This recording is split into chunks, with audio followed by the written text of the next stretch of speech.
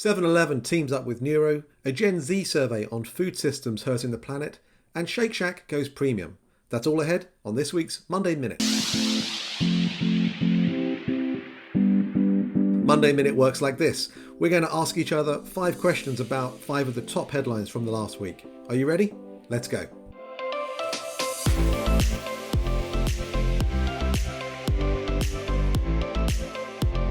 Okay, first questions for you this week, Meredith. The Wall Street Journal reported this week that some restaurants may be switching off third parties. What's your take? Well, I think the headline is probably a little more extreme than what's actually going on. First of all, the headline is your favorite restaurant may be taking delivery off the menu, which sort of implies that all these national chains are just going to pull their presence from DoorDash and Uber Eats and Grubhub entirely. And I don't think that's going to happen.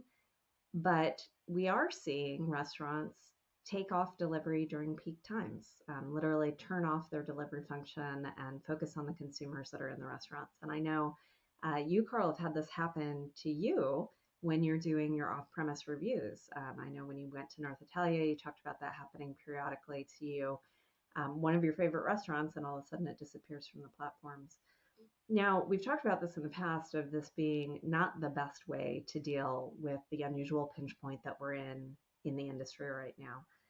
We've got restaurants reopening, tons of pent up demand to go back into dine in, a certain number of restaurants that aren't reopening, so a lack of capacity, new demand in the form of digital delivery, off premise consumption, and then a labor shortage, right? And when you combine all of those things, you can see how it would be really, really tough to have supply meet demand consistently and in particular at peak times at really popular and busy restaurants.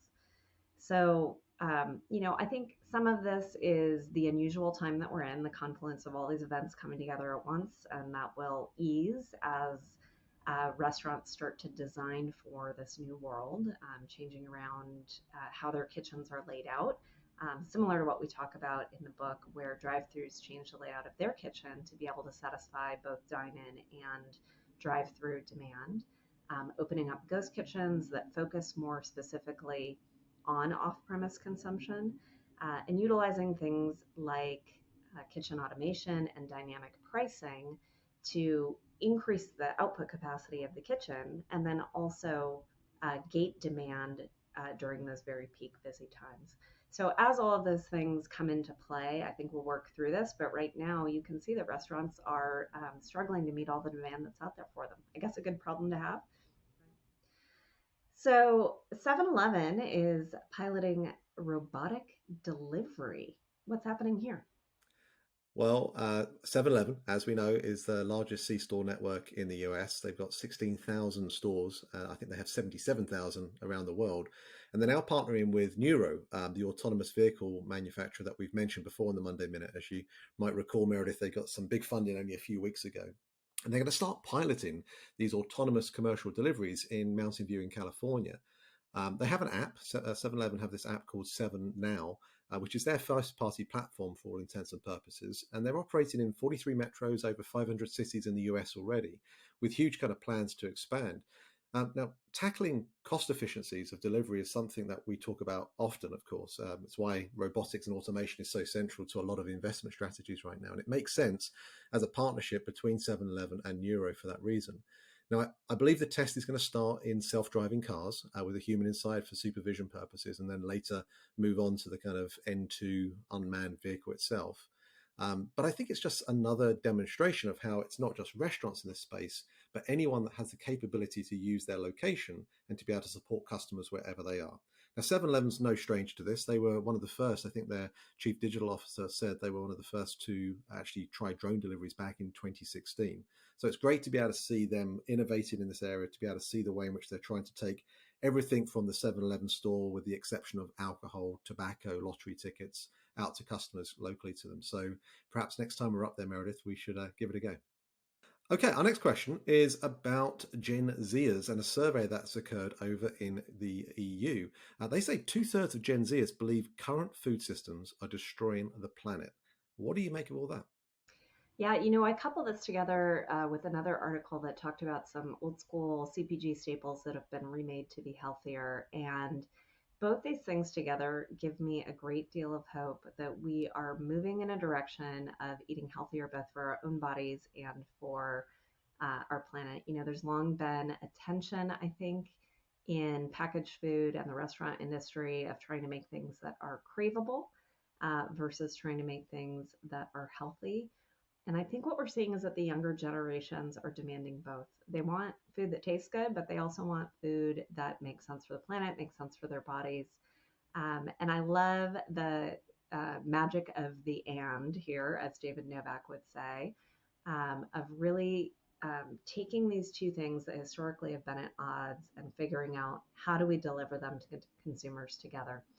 There are so many companies that have come out in the last few years focused on doing exactly this, both in the restaurant and CPG space, and a bunch of mainline, huge, big grocers and restaurant brands and CPG companies who are doing the same thing within their own portfolios. So it'll be really interesting to see, can the big companies change fast enough versus the new companies who are innovating and taking maybe a more extreme position. But I love that the younger generations are demanding it. All right. Next question is for you, Carl. So Shake Shack is trying premium menus. Tell us about that. Well, this one is all about the margin squeeze that is going on across the industry right now. And Shake Shack are looking to have a premium menu with add-ons such as black truffles, cherry peppers, avocados, and premium type ingredients to improve that overall margin. Because as we know, labor, food costs, and just general supply chain costs have been going through the roof this year. And quite honestly, I think are going to continue to be like that for the next 6 to 12 months. So the consumer hasn't changed their expectations. We often talk about the fact that consumers are having heightened expectations of where and how they eat. And so they're still expecting great food and better food.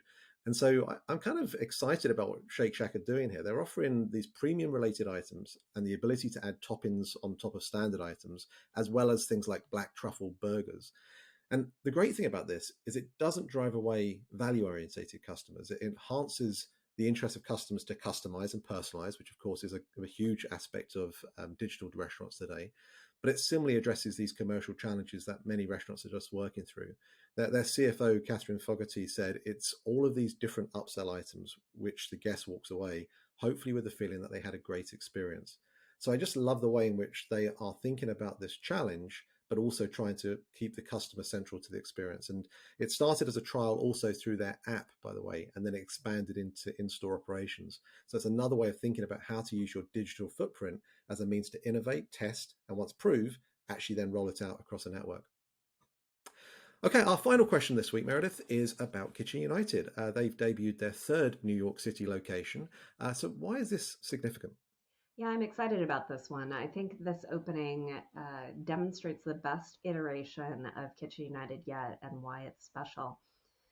Yes, it's a ghost kitchen optimized for off premise consumption, but it also has a consumer facing portion, which I think is hugely important in a country that has demonstrated that they love to do what I call self delivery, pick up or drive through in order to collect the food themselves and then consume it off premise. So, step one, I think a great differentiator there.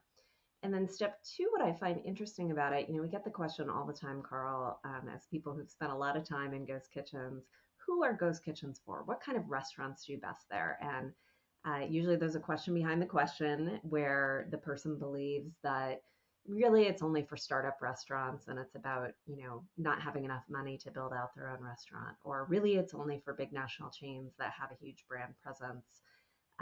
Or maybe it's for regional brands that have some brand presence that are expanding, right? We get a lot of different people with a very clear point of view, and I think this opening, when you look at the collection of restaurants inside of it, clearly demonstrates that ghost kitchens work for all types of restaurants, and the different restaurants use them for different purposes. So they've got national chains here, folks like Wingstop and Chili's.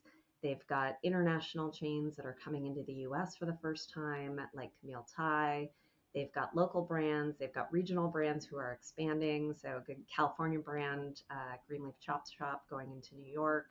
Um, very, very different reasons for using a ghost kitchen as part of their overall real estate portfolio, which I think is super interesting.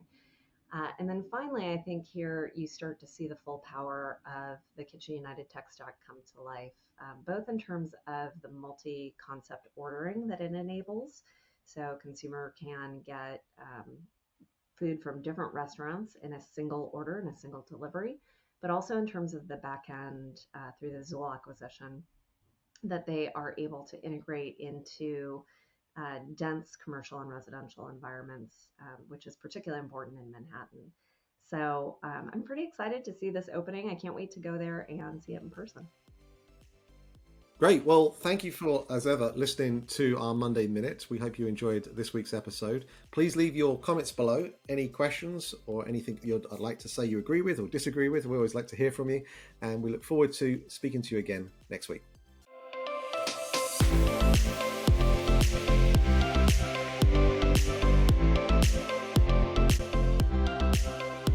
The Monday Minute is available for you to follow and subscribe wherever you listen to your podcast. Watch us on YouTube and follow us on all our social media Learn.Delivery channels. Thanks for listening.